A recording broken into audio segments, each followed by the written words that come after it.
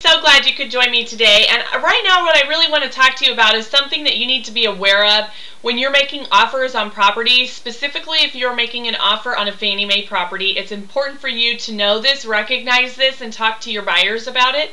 It's affected several people that I know this week alone, and so I just want to make sure that all of you are aware of it and considering it when you're out there looking at property.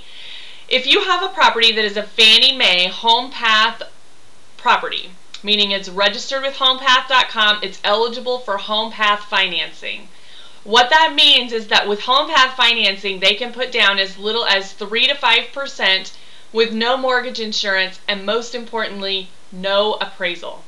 So if you have a buyer that is making an offer on a HomePath property and they are using some other type of financing, such as FHA, USDA, or VA financing, there is no incentive for Fannie Mae to reduce the price if the appraisal doesn't come in lower, and here's why.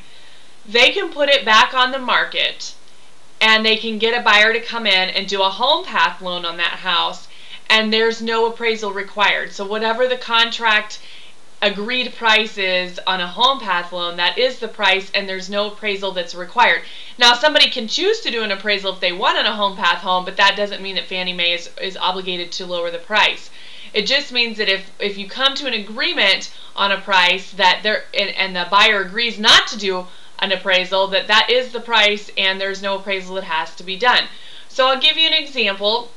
I have actually 3 clients with Fannie Mae properties right now. One is USDA, one is FHA, and one is VA.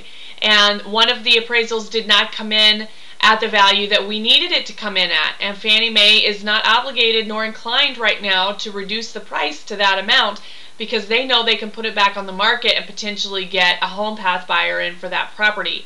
Now, if your client wanted to switch over to HomePath financing, I suppose they could do that, but once they see an appraisal on the property, then they're less likely to want to do that and purchase it for what's conceivably more than it's worth. So I just want to make sure all of you are aware of that and that you're informing your buyers anytime you're taking a look at a property that's a HomePath property, or anytime that you are in negotiations at that point. So I want to make sure that you're aware of that. Now, the flip side is if you have somebody that really wants a HomePath loan, it's a great loan simply because it doesn't have mortgage insurance, it's a low down payment, and there is no appraisal required if they don't want to have one.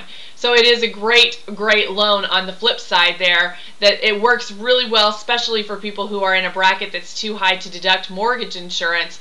They can still put down a low amount, not have the mortgage insurance, and even though the rate is slightly higher, it gives them that additional deduction on their taxes. So if you have questions about HomePath and how all of this works, please feel free to give me a call or shoot me over an email, Leanne, Leann, at thelendinglady.com.